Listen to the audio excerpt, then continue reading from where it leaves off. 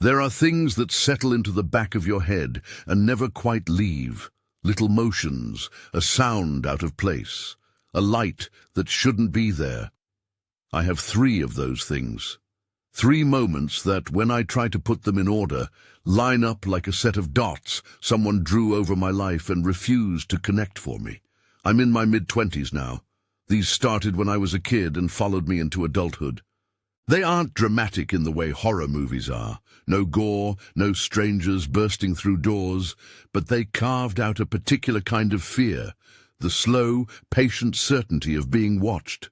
I grew up in a 2-story suburban house with maple trees along the sidewalk and a long driveway that always smelled faintly of oil in the spring. My bedroom window faced the street.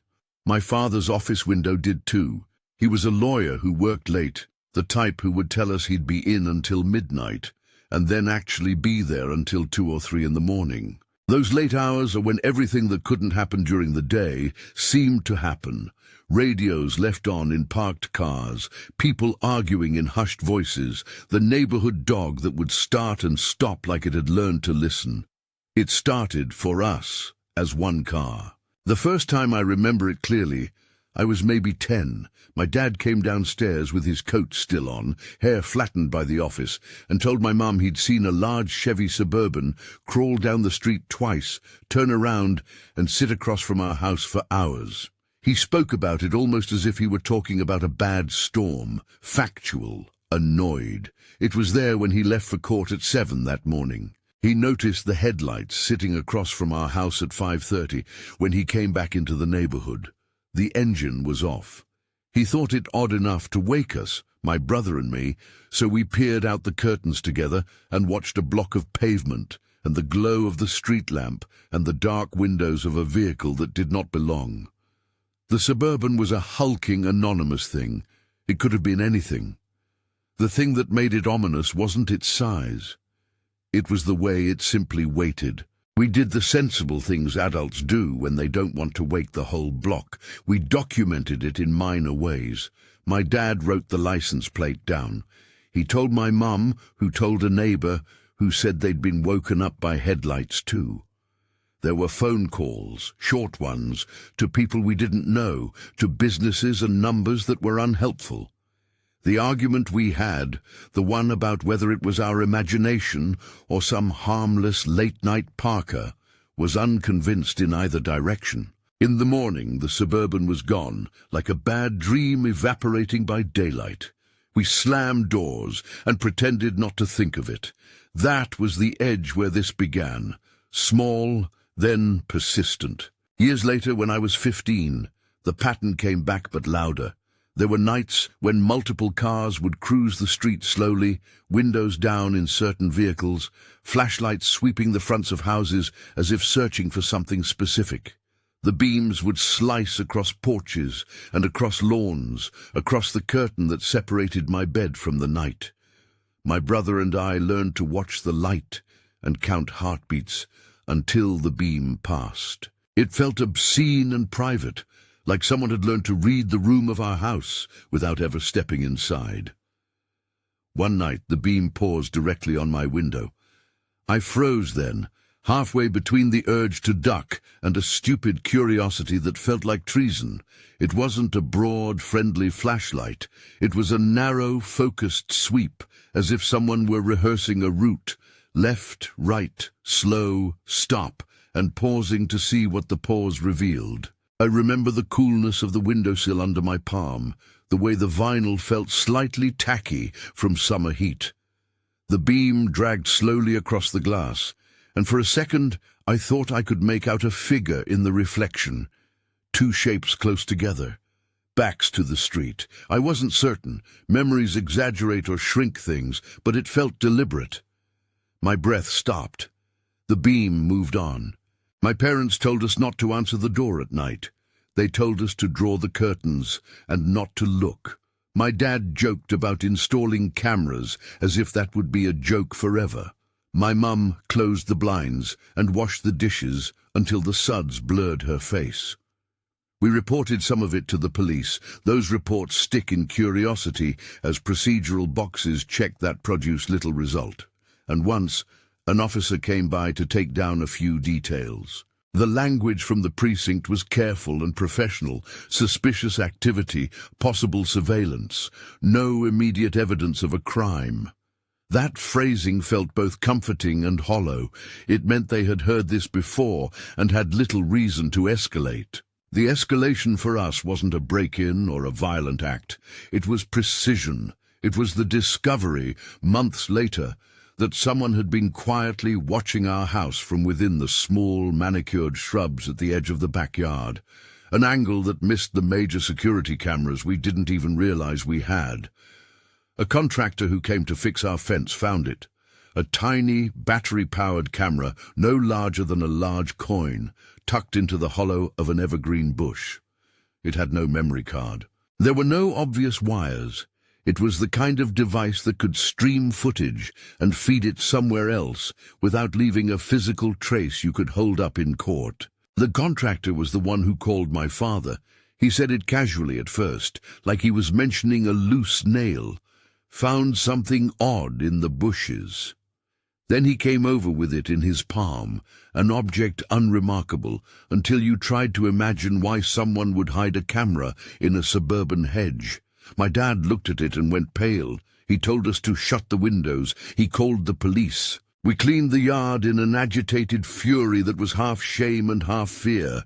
Who had seen us sitting at our kitchen table? Who had watched us fold laundry or come out at dawn? It felt like a door that couldn't be closed. The police took the device, and we were told the usual. Catalogue it as evidence, send it to forensics. We were told that sometimes these things turn out to be neighborly pranks or misplaced devices. We were told offhand that many of these cameras are used for work, surveillance for security companies, maybe even a bored teenager's experiment. We nodded. We were quiet. We believed no more and no less of it than they allowed us to. Around that time, new neighbors moved into the end house on our block. They were young, a couple who worked shifts like we did and kept odd hours. We waved at them. They had a top-floor window that looked down directly into our yard if you went far enough up the small grassy incline behind their property. Sometimes I would be upstairs and see silhouettes standing near that window at night, heads bent as if peering down into our lives. The couples in the window were never consistent. Sometimes there were 2, sometimes 3 people. Once, this image is so sharp it still makes my stomach flip. There was a man who stood separate from the rest, bald, very muscular, eyebrows thick like 2 dark brushstrokes. He had a habit of leaning his head at a peculiar angle when he looked out, as if trying to cut the view down to the sliver he wanted. You don't forget details like that. Your brain keeps them as if they are medical records. We began to notice patterns in small things.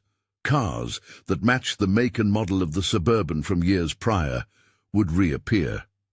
A particular sedan drove by at the same time every Tuesday and Thursday for months.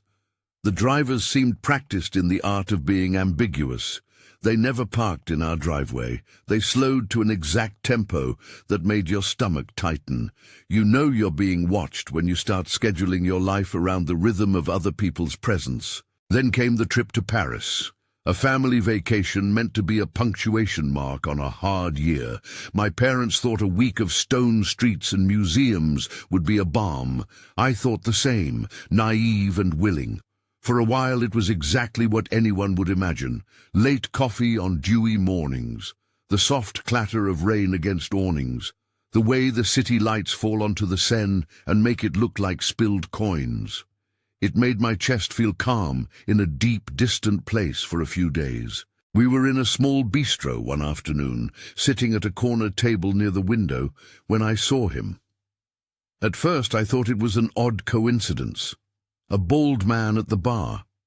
People looked like people in a city of strangers, but he had the same posture, the same thick eyebrows. He was alone, finishing a drink, eyes tracing the room the way a hunter does. Our gazes met. For a moment there was a strange, dislocated instant, like recognizing someone you once knew in a life that no longer exists. He looked directly at me. The air in my throat tightened. I left the table with an excuse I don't remember making. When I stepped into the narrow street, I realized I was suddenly scanning for a car, for a face on a terrace, for any evidence this was anything but coincidence. I watched him from across the street, as if I could prove to myself he belonged to the city and not to my past. He finished his drink, and much later I saw him again. He stood apart on a street corner, phone up as if taking a photo. It was daylight. He seemed oblivious to anything but the act of photographing. He took a picture of a family across the way, strangers, and then walked on. I can't say with certainty he was the same man who'd stood in that neighbor's window years earlier. Memory is a tricky lens. Time blurs and sharpens in weird places, but something in me tightened the connection. I felt exposed, like a private thing had become public. I told my father I thought I had seen someone from home. He listened and asked the questions adults ask: where, what time, who else was around. We tried to be rational about it. Later, when we looked back at photos from the trip, crappy vacation shots, faces half-turned and blurred, there it was. A man in the background between cafe tables, head tilted, thick brows thrown into relief by the sunlight. He was far enough to be ambiguous, close enough to make my skin prickle. We took whatever steps felt available. My parents notified local police. We told the consulate what little we had, time frames, locations, the fact that a person of interest had lingered near us. Back home, my father kept pushing for answers. He talked to a private contractor who had installed cameras at our house years earlier, and the contractor confirmed he'd seen the hidden device and taken it to the authorities. We checked old footage when we could. Footage from the cameras that were meant to keep us safe, a porch light, a motion sensor triggered at 3 in the morning, an empty street. None of it gave us the neat resolution we wanted. There were glimpses, cars, footsteps, small movements, but nothing definitive that could be turned into legal action. What happened really changed the way I thought about home. There's a kind of violence to the slow erosion of safety that doesn't leave a bruise you can point to. It leaves a shape in your memory where confidence used to be. You begin to cross streets more quickly. You tell your friends less about where you live. You sleep with the bedroom light on and pretend the glow is comfort. My brother stopped leaving his bike unlocked in the yard. My mother began keeping a tighter schedule, as if being predictable might be mistaken for being unavailable. I don't know what all those cars were about. I don't know who sent the camera or why someone thought our backyard was worth watching. I only know what I felt, a persistent sense that we had been selected for reasons I could not name. I say selected because it felt targeted, not random. Small things compounded into conviction. The suburban, the beams of flashlights sweeping the street, the camera in the bush, the man with thick eyebrows standing in a neighbor's window and then appearing in a city thousands of miles away. The mind seeks narrative. I tried to give this one that made sense and failed, so I live with the not knowing. If you're into true scary stories like this, if you want more that lean into the kind of slow burn that refuses a tidy ending, hit subscribe and stick around. I'll tell you more, because the second story began as an attempt to step away from that fear. It began with walking. When you've been followed by the idea of being watched, you try the opposite. Solitude, open space, the anonymity of being a small figure in a big place. I drove north, a single pack in the trunk, and no one's schedule to keep. Angel National Forest was 3 hours away and smelling in my mind like pine and relief. I started the hike just as the sun was dipping. The trailhead has a thin, rusty sign that leans to one side like it's tired of holding up its own name. The path is popular with people who want to disappear for a weekend. Students with coffee thermoses, runners, an old man with a retriever that did not mind bad weather. But I wanted the sections that are less traveled, the deeper cuts where the ground takes a sound and holds it. That evening, the fog moved in thick and early, a heavy curtain that swallowed light and geometry. Things that are usually visible at some point, trees, trail markers, the outline of a ridge, dissolved into a wet grey that smells like green leaves and river mud. There's something distinct about fog.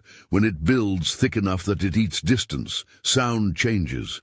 The forest is closer, footsteps are muffled, shouts condense into smears. The beam of my flashlight lantern became a blunt instrument, a short cone of brightness that revealed only what was in front of me. The world beyond that cone was suggestion, the impression of trunks, the sense of a slope, the whisper of water somewhere to the left. Sensation replaces sight in those moments. Smells become important. You notice things you would dismiss in sunlight. I smelled a perfume that was not mine, something sweet, almost floral. And then, out of nowhere, the scent of campfire, dry smoke buried under the damp earth. There was a third scent, one that tugged a string of memory, an herbal salve my grandmother used to use when we camped when I was very young. The combination made me feel like I was walking through a scrapbook, and I was only seeing fragments of the images. At one point, my light swept across the rise of a small ridge where the trail should have continued straight. Instead, it picked out stones, arranged in a way that was startling, stacked in a precarious column like an impromptu sculpture. Not the kind of marker hikers leave for others, but a deliberate pile, flat stones balanced in a narrow column, 3, 4, 5 rocks high. Who builds these things in dense fog? Who pauses long enough to balance a rock? It was too intentional to be natural, too small to be a landmark. My breathing got quicker. The flashlight trembled. Then I heard a whistle. Not close at first, just a faint note carried on the damp air, easily dismissed as the call of a bird, were it not for the human shape the sound carved across my nerves. The whistle was tuneless, but deliberate, like someone trying to keep time with the dark. It came from above, a soft wavering that moved across the ridge and then down into the valley where I stood. It had an odd, almost playful cadence, and for a moment I thought a trail-going prankster was amusing themselves in the fog. But then the whistling continued, persistent as a metronome. It felt, suddenly, targeted. Footsteps answered. Not my own. Not those of the dog walkers I'd passed earlier, breaking through the thin barrier of leaf litter. The sound was too close and too deliberate to be casual. It wasn't scatter or rustle. It was the solid telling of someone moving with purpose. I turned my head toward the ridge and was rewarded or punished with the half sense of movement. The dark where a person should be, a shadow that could have been a tree, but that hung with an unnatural patience like a listening thing. For a while I stayed still. Logic would have said, call out, identify yourself. That's what you do when you're not in a story and you actually want an answer. But fog knits fear into the wrong choices. My voice sounded small and useless pressed into the cold. There was another sound, scraping, the soft displacement of something heavy against the underbrush, and then, intimately close, the impression of being followed. A twig snapped somewhere behind me, and the sound echoed like a gunshot in that cotton world. I pivoted slowly and shone the light back down the trail. There was nothing but a smear of grey. No shape, no shoulders, no boot imprint that didn't belong to the path itself. I told myself to breathe. I walked. My steps were impatient, little hurries that felt like acts of defiance. The whistle came again, a single note. Then a second later, steps, deliberate, present. They began to mirror mine, offset by a few paces. I could feel them like a heat on my neck. They were not loud, but the presence was undeniable. Whoever, or whatever, was behind me had closed the gap to within earshot. A strong, metallic scent cut through the damp. Not blood, not in any way that need be said here, but the cold tang of something iron-like that made me clench my jaw. The smell was faint and then gone. Maybe it was my mind cataloguing the world for threats. My flashlight sweep caught on another small formation of stones. Someone had placed them in a ring along the path, like a childish attempt at a boundary. There should have been logic here, a lost pilgrim's markers, a geocacher's hiding spot, something explainable. All I had was arrangement and the sense of an audience. I started to move quicker, but the steps behind me began to change. There was now an urgency to them, a quickening that slid along the leaf litter in time with my increasing heart rate. Branches cracked in sharp, punctuated sounds. The whistle tapered off like a signal, sharp and then cut. The sky above, though the fog made it impossible to see, felt like it had closed in. I pushed myself faster, the path blurring under my boots, lungs burning in the cold. You measure speed in small private increments when you are afraid. Don't let the breath come out. Take 3 fast steps, then 2 steady ones, then repeat. The forest turned into a corridor of sound. My breath, my boots, something else. The something else was close enough now that I could tell the rhythm, a heavy step followed by 2 lighter ones, sometimes a rustle to the left, as if someone was testing which side to approach from. I wanted to turn. I didn't. Turning feels, on some primitive plane, like inviting confrontation. So I moved forward, head down, focusing on the small white rectangle of earth my flashlight gave me.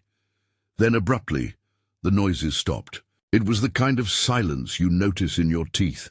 1 second the forest had been full of made motion. The next, it was as if a hand had smoothed everything. No whistle, no footsteps.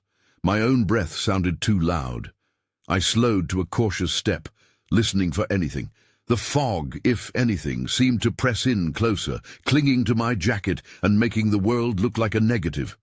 I felt ridiculous, a person who had let their imagination run away with them in a place dedicated to being alone. A twig snapped 2 yards behind me, far enough to be threatening, close enough to be relevant.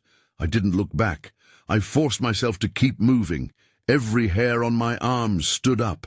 The path turned and opened into a small clearing I hadn't expected. Moonlight fragmented through the fog there, giving the whole place an otherworldly sheen. At the center of the clearing, on a low, flat stump, sat another stone sculpture. This one was more elaborate, stacked, balanced, stones of different colors and sizes leaning into one another like a fragile city. There was a faint smear, as if something had rested there. It looked recently disturbed. An impulse to leave was immediate and overriding. I told myself to retrace my steps to the car, not to be dramatic. As I started to back away from the stump, something shifted in the leaves behind me. A shadow detached itself and moved with the natural silence of a practiced walker. I felt preferable to believe it was an animal. Possibility clung to reason like a vine, but there was a human cadence to the way the footfalls approached, not messy or stumbling, but deliberate. Someone was mirroring my retreat as if it were a game. The footsteps gained pace and then slowed, like someone watching my heartbeat and timing their own to it. Then, without warning, they broke into the sound of breaking brush. Fast, heavy, approaching. I could hear the undergrowth being pushed aside and the rhythm of feet closing the distance. My muscles tightened into preparation. I prepared to run. This is where the story thickens into a place I can't leave with honesty for long. The mind edits fear into motion and motion into memory. I chose to move. My feet ate the ground. The underbrush slapped my legs. Behind me, the sounds that had been an arrangement of threats translated into a single rush that wanted space. Leaves whipped my face. Branches lashed my shoulders. But I need to stop here for a moment, because I can feel that surge of memory pressing to become the rest of the story, the moment that resolves into either escape or capture. There are things I'm not finished telling you about what happened after those last steps, and there are things I'm not ready to pin down into neat sentences. The fog swallowed sounds and time then, and whatever followed needs to be told with the exact right breath. Whatever followed needs to be told with the exact right breath. I ran, There is no poetry in the way fear moves your body. It is clumsy and fast and stupidly efficient. My legs pumped on automatic. My flashlight became a little white hammer, smashing light into the fog and finding nothing but more fog and the occasional smear of something that might have been a tree or might have been a shoulder. Branches whipped my face. My jacket snagged on a low bough and tore at the seam. A bruise bloomed on my shin, where a hidden root took my ankle by surprise. Behind me, the sound was a single enormous thing, leaves collapsing, the wet slap of someone forcing the underbrush aside, a breath that sounded like it belonged to an animal or a person, very practiced at moving without announcing themselves. I hit a switchback that should have taken my trail to the parking lot, and for a second, the world rearranged as if by accident into a clearer corridor. The car headlamps at the trailhead were a smear, like a promise. My feet found rhythm. I heard a noise right at my shoulder, a branch breaking in a way that told the body it belonged to a weightier thing than a raccoon. I threw my head back and saw for an instant a darker shape against the lighter grey of the fog. It moved with too much deliberation. I don't know if it reached for me. Memory likes to gloss the tactile parts of terror. It will either give you a touch that means everything or refuse you any sensation at all. What I can say is this. I got to the car and I fumbled with the keys as if they were a puzzle I had never learned to solve. My fingers betrayed me. The engine coughed when I turned it over. The light from my interior dome bulb made a pale yellow cage. I remember thinking, in a ridiculous, disassociated way, about the radio station we used to listen to when my dad would take long drives. An old song that should not have been what my brain reached for in that moment. The key turned. The engine caught. As the car lurched forward onto the gravel, I looked in the rearview mirror and saw movement at the edge of the tree line. A shadow detached itself and melted back into the fog, like someone deciding their entertainment was over, or like someone choosing not to chase a vehicle whose headlights blurred into a strip of road and then disappeared. The whistle sounded one last time, soft and close, and then the forest swallowed it, as if it had never been. I drove like a person who has found a temporary, rude solution to something urgent and possibly permanent. My hands shook on the wheel for a long time after. I reported it to the rangers at the park. They took my name and my account, asked the technical questions, time, pace, distances, and wrote it down with that spare, neutral professionalism people use when they cannot immediately help. They said there had been other complaints of odd activity, some petty vandalism, a few instances of people wanting to scare hikers, but no arrests that matched what I described. They suggested hiking with a buddy and carrying a whistle. The word they used, vandalism, prankster, felt wrong in the way it reshaped a near violence into something smaller and less authoritative. I left a trembling voice on their line and went home. After that night, months slipped by that were full of small, guarded rituals. I stopped taking the trails I used to love alone. I drove different routes. I avoided the sections of the forest that had given me that ring of silence. Every time a twig snapped on the sidewalk near my apartment, my heart forgot how to keep time. The perfume scent returned at odd hours, in the grocery store near the cut flowers, in a bus station when rain made everyone's jacket smell warm and oily. I dreamed, for a long while, of being followed down city alleys by the same pair of measured footsteps. The chase didn't end with the car. It continued in the way I folded my life around the idea that someone had chosen to study the edges of me. Time does something strange to fear. It dulls the fresh edges so that you can function, but it keeps the teeth. Months after that night, I stood in a kitchen and found my fingers tracing a pebble of stone my brother had picked up during a hike. The skin of it felt familiar, like a talisman that had lost its supposed power. I still walk on certain sides of the sidewalk. I still check the back seat of my car before I get in when it's late. Perhaps those measures are excessive. Perhaps they are necessary. I would rather take them than learn how far someone would have gone on that trail if I had stumbled. That is the thing about being watched or pursued in small ways. The most dangerous damage is not in what happens to your body. It is in what happens to your map of the world. But that map, tense, folded and pointing as best it can, still had unturned pages. The third thing that followed me was quieter and older. It had a domestic patience to it. It preferred the slow scrape of shoe soles to the thunderous sprint of branches. It had the smell of old wood and lemon-scented floor polish and a bedroom that held the ghost of arguments. My parents split when I was a teenager.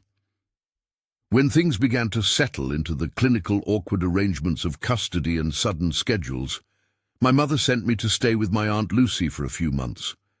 Aunt Lucy's house was not a house so much as an organism, a Victorian built in an era that believed in making everything ornate and pressing history into its cornices. It had high ceilings that held the sound of a clock for a very long time, and narrow wooden staircases that creaked as if they were gossiping.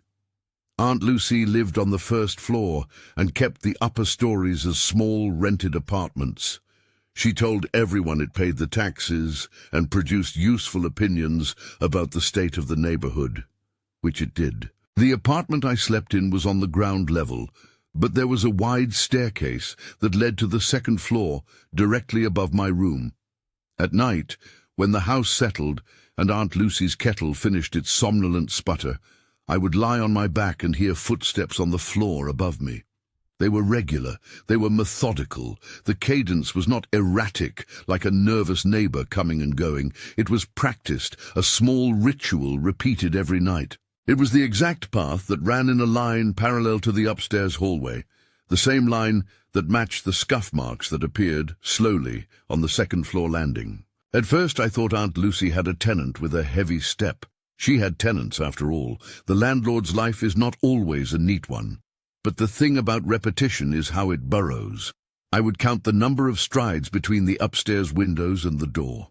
I would time them against the clock. Sometimes the footsteps would stop. Sometimes they would pace and start again. Once I heard the faint scrape of a shoe coming down the stairs in the early hours. I waited until the sound faded into the kitchen and then crept to my door and listened. Below the floorboard seam, I could feel the slow, indifferent pulse of the house. No one spoke. Aunt Lucy explained it in a way that did not help. "Old houses make sounds," she would say, moving her lips like someone translating a language she once knew. Her laugh was a thing that folded gently into the domestic air and did not stay. When I asked her who lived above, not naming the fact that sometimes there were 3 sets of footprints, and sometimes 5, she would change the subject.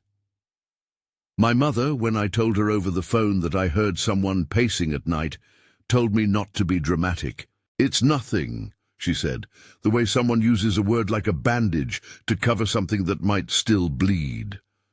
The scuff marks were the worst because they were physical evidence you could show to someone. On a day when the sun slid into the hall and made the dust on the banister look golden, I noticed a fresh scrape on the second-floor step where a heel would catch. It was a smear of darker wood against the varnish, as if something heavy had been dragged and then paused. The step was too small for any of Aunt Lucy's tenants to plausibly deny. It was in the exact place I had been marking at night with my inner tally. I told my brother, and he laughed. An attempt at mock bravado to prove bravery is still intact.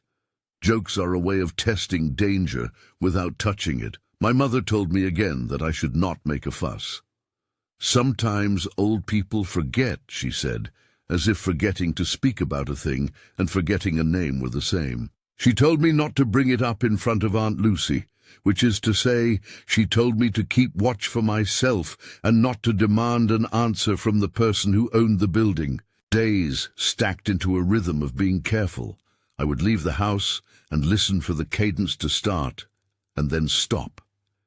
I would sometimes walk down the hall and stand where the scuff marks sat in the light, then imagine a person crossing in front of me, full of their own quiet purpose. There was an odd intimacy to the sound, an assumption that someone knew where you slept and where you put your shoes. One evening, a cousin I rarely saw came to visit with news that landed like a dropped cup. We were sitting at Aunt Lucy's kitchen table, which made a long, protesting groan when anyone leaned on it. He was younger than me by a few years, but had all the old family's bluntness. He told me that when Aunt Lucy had inherited the building, years before I had ever been sent there, something happened in the upstairs apartment. His words were careful, like someone telling a story that still made them wary. He said there had been an unexplained death. He said it had been hushed up because people are very good at burying what makes them uncomfortable, especially inside a family. I felt something inside me go cold and yet not sharp. It was the precise dullness of being told that a shape you had been feeling in the dark had a name. I asked him for more. He said he didn't know much, just that Aunt Lucy had been the one who inherited, and that there had been talk. There had been whispers among the relatives. He said he'd heard that there were calls made, and doctors, and a neighbor who remembered shouting, and then a week where nobody wanted to speak about it. He emphasized the word unexplained, as if that were a cloak for maybe something simple, maybe something ugly. He had the kind of cadence that made me feel he was relaying what he'd been told, not what he'd seen. I told my mother what my cousin had said. Her face smoothed into a mask I recognized, a thing that kept conversations civil at the cost of honesty. "It was before I knew her," she said, meaning Aunt Lucy. "It was a long time ago. There's nothing you can do about it now." She told me not to make it a spectacle, not to ask too many questions of family members who would rather never remember. Her words were a gate. You could step around them, but then you'd be the one standing alone in the yard. Later, years after the initial stay, I tried to piece together the dates and the names from conversations that had never meant to be thorough. I called old neighbors and asked if anyone remembered ambulances. People answered politely and then let the subject drop. That is what secrecy does. It cruises the peripheries of towns and families and then disappears into ordinary life. Aunt Lucy continued to walk the same rooms. The footsteps persisted for a while after I left, in rumor and in the small way my mother shuffled her plates from the sink. What unsettled me more than the idea of a death was the fact that there had been so much silence about it. There is a particular kind of betrayal in being kept in the dark by people who claim to love you. My mother had treated the subject as if it were too fragile to handle, her voice hollow and practiced. Aunt Lucy, meanwhile, kept making small jokes about rent checks and the weather. The scuff marks remained, as if they were little punctuation marks that proved something had happened, even if nobody would say what. I stopped asking, or rather I tried to stop, but the knowledge that there was an intentional omission burned. I learned to recognize how families police memory. They smooth edges, they schedule grief, and sometimes they remove the dangerous thing from conversation so it will not infect others. That is a kind of watching too, an institutionalized surveillance of what can be said inside the home. After that, my relationship to rooms changed. When I stayed in a motel, I would press my back to the door and make sure the deadbolt turned. When I was home alone in my apartment, the sound of someone walking above me registered differently, and not just for the length of a bad dream. I became more sensitive to footsteps in restaurants, in malls, in friends' houses. My sense of what was public and what was private made a slow, stubborn shift. I don't know if the upstairs tenant at Aunt Lucy's ever intended harm, or if something happened there that simply needed to be explained by a mixture of human frailty and unfortunate timing. I do not know what the truth of who was above my bed might have been, and I do not know why my family chose incompleteness over clarity. I only know that silence can be as claustrophobic as any physical presence. There is a thread that ties the car that waited by our curb, the footsteps that closed in on me in fog, and the pacing that echoed above my bed. It is the sensation of having part of your life observed without consent, the subtle rearrangement of ordinary days into a map where certain places feel unsafe. Each story ends not with the moment of danger, but with the aftermath. The people who shrug, the reports filed and never resolved, the family conversations that politely avoid a topic that makes everyone uncomfortable. People ask me if I ever felt the face of my watcher close enough to meet. The answer is no, not in a way that gave me an identity to go after. I have had proximity and suggestion, and occasional coincidental confirmation, like the photographs from Paris that made me tighten my chest and look twice. But the worst part isn't the possibility of contact. It's the conviction that someone could pick out ordinary pieces of your life and catalogue them like exhibits. It is the knowledge of being part of someone else's quiet project. I live with that knowledge the way you live with the weather. Plan for it. Avoid what seems dangerous. Keep a spare umbrella in the car. But there are days when the sounds of old footsteps in my head take over. There are nights when the fog raises up in my imagination and I can smell the herb that took me to the trail that time. There are moments when a small camera could still be at the edge of a yard, tucked into a hollow and recording a humdrum life. If you've ever felt watched, or like your home was a place someone else could read, leave a comment. Tell me, what happened to you? It helps to know you are not the only one who thinks about light sweeping across curtains and the way it stops in a certain stripe. These stories are not here for shock. They are here because the slow erosion of safety is a particular kind of terror, one that sits in the long parts of life and shows up during the small things. A pause in conversation, a new scrape on a stair, a face in the background of a holiday photo. They are true in the way memory is true. Not always precise, often partial, and stubbornly insistive. The bistro in Paris still blooms in my memory as an ordinary street corner and as an extraordinary confirmation. The fog at Angel National Forest still smells like cold leaves and old smoke. The second-floor step at Aunt Lucy's still bears that faint, quiet scar. Each image sits on a shelf in my mind. Each of them is a small, uncomfortable mirror. I keep a habit now of checking the corners of rooms when I enter them. I look up at windows as I pass houses in the evening. I notice cars that hug the curb too long. Maybe that is paranoia. Maybe it is prudence. I do not know which is worse to be accused of, fear or preparation. If you've ever been watched, really watched, or felt followed, tell me in the comments. Share your story.